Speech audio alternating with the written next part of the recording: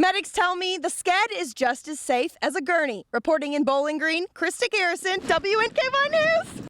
In Warren County, the number of homicides in 2020 went up significantly from that of 2019, but officials do not believe that it will necessarily be a trend. One local swimmer is making great strides towards the Olympics with his strokes right here in the pool. Imagine if this was the only way that you could have a face-to-face conversation with one of your loved ones through a glass window. I like your outfit today. You look so pretty. Meet Rita and Andy, a mother and daughter. Rita lives at Charter Senior Living, where her daughter Andy comes to see her each day. It's been about a week since Andy's been able to hug her mother, since nursing homes in the state are not allowing visitors for the safety of their residents. Right now my head's spinning on the days. I couldn't believe it's already Wednesday. I have not seen my mom now for almost been able to give her a hug in almost a week. And I feel it. Andy is strict with social distancing with her mother for multiple reasons. Looks like someone's singing, because I'm singing in the rain. There are people who are going about it in a different way, and that's okay. But for me and my mom being a 2-time cancer survivor, I have to err on the side of caution, especially with everything that I do, working around so many people. It's just really a tense time. But that doesn't stop the mother-daughter duo from giggling and showing their paintings to each other. I feel wanted. I feel that Andy laughs more than anybody else because of what I do. And I'm crazy, but I make everybody laugh, and I think that's good. She's gotten to know that when I'm coming, she'll just put all of her paintings up into the window so that I'll be able to see everything that she's been working on. I love your gallery exhibition out here. It looks really good. Andy says she hopes her mother's story will put a smile on somebody's face. Reporting in Bowling Green for WNKY News, I'm Krista Garrison. Mommy, I got you.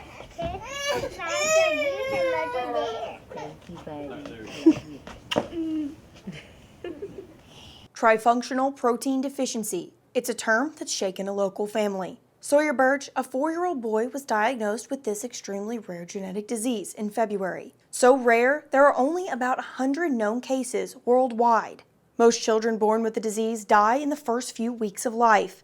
Those who survive often die from heart attacks before they're 6 years old, according to Sawyer's mother. We don't know, and it's hard as a mom too, thinking that you're gonna have to go through losing a child. Sawyer's mother, Katie Birch, is a labor and delivery nurse and used to be a pediatric nurse, so she could tell something was wrong with her firstborn child. The big things are retinopathy, cardiomyopathy, and neuropathy.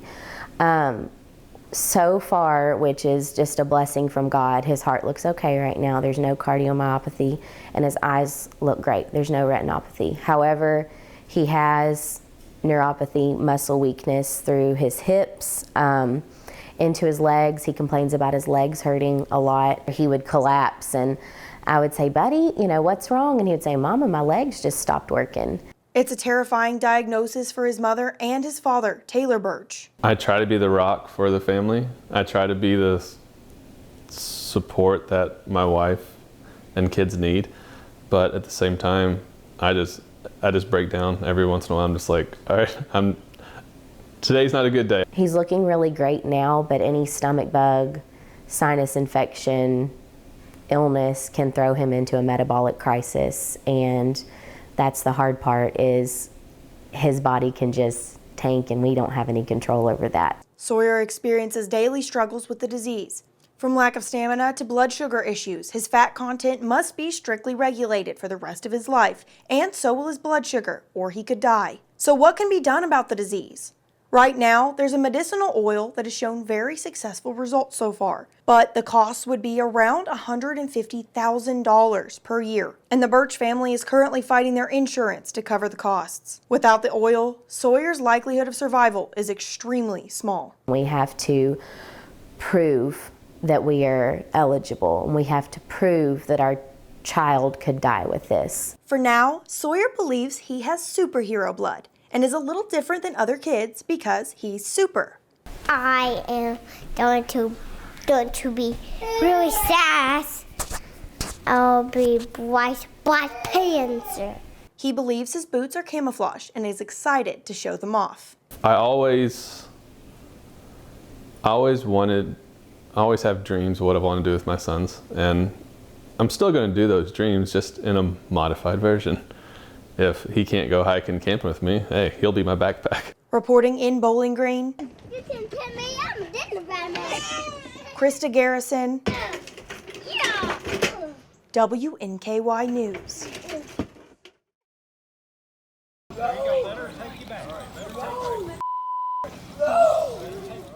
A family devastated by the loss of a young man, 32-year-old Desmond Cunningham. He's a good husband, baby. He's a good man. We know he is, Day-Day, we know. Emotions running high as police investigated the crime scene. What's this?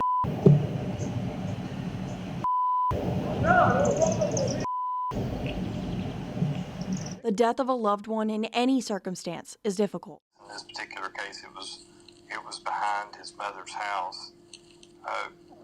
Emotions are very high. He's not gonna come back. Stop it. A gunshot ending Cunningham's life following a physical altercation between him and Harold Bell, just feet from Cunningham's mother's home. We have a chaplains program, and we contacted our chaplains and had them respond to the scene to help with the family.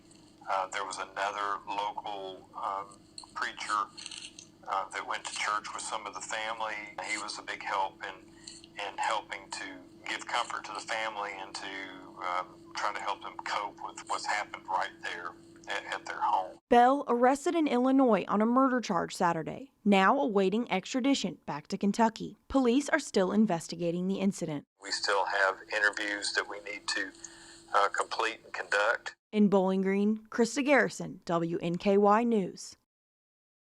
This is the final call for paramedic Karen C. Anderson as a Price.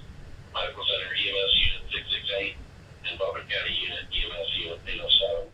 Karen Eisenprize received her last call Monday afternoon over the radio. Eisenprize was a paramedic for nearly 3 decades and served Medical Center EMS in also Butler, Logan, and Ohio counties. The 52-year-old died on April 8th. Her former partner and best friend, Shannon Hudnall, struggled hearing that last call. That's always hard.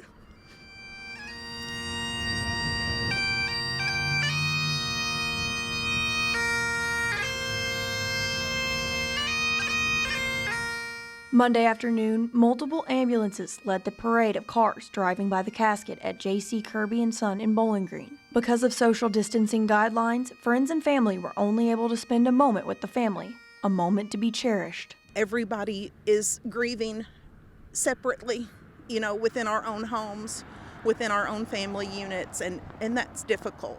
Hudnall just wanted to hug the family, but that wasn't an option. That time was just very precious. It was very fleeting. It was very quick. We just kind of drove by, and I gave my kisses and my waves to the family and my I love yous. Funeral home manager David Bevel was moved by the honor shown to the fallen hero. All those people are out there every day fighting this right on the front line, and for the people to come out and show their love and support for one that's fallen, it just shows you the dedication and love they have for this individual. That love and dedication made clear by the sheer number of cars spilling over into the roadway. In Bowling Green, Krista Garrison, WNKY News. It was a normal day for Brandy West, Haley Silvers, and Ashley Vincent working at the Shell gas station in Horse Cave when a customer came in scared, asking for help. According to police, Antonio Smith of Louisville and his girlfriend, who had a protective order against him, stopped at the gas station. While inside, the woman asked a worker for help and told them she was pregnant. West, Silvers, and Vincent began trying to get the pregnant woman to safety when a physical altercation began. Smith wouldn't let go of the woman, according to West. We were trying to just pry him from her. Like, he was not letting go. He was screaming that he loved her, all the while hitting her in the belly.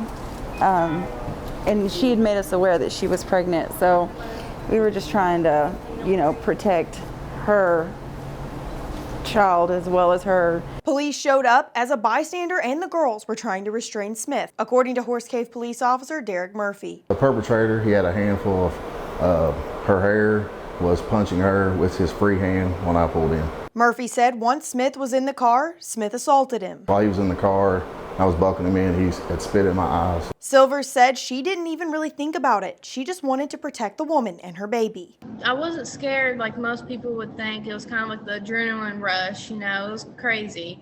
I didn't really think about what I had done till after it was all done that night. The woman told police later Smith had kidnapped her. In jail, Smith agreed to talk about the incident. Do you want to comment on the fight that happened? I don't know about no fight. I have it on video, of No the comment. fight happening. No comment. I won't comment on that. Do you confirm or deny hitting her? Me, I deny. So even though there's a video of you hitting her? It ain't no video of me hitting her. It's a video of me grabbing her. I can say that. Horse Cave Police Chief Heather Childress said as a mother, she's so thankful the women stepped up to protect the woman and her unborn baby. A female stepped up to the plate in a situation where a lot of times a lot of men would not have even stepped up in. Very, very proud of those young ladies for the initiative and the care that they showed and the empathy for somebody else's life and safety. Reporting in Horse Cave, Krista Garrison, WNKY News.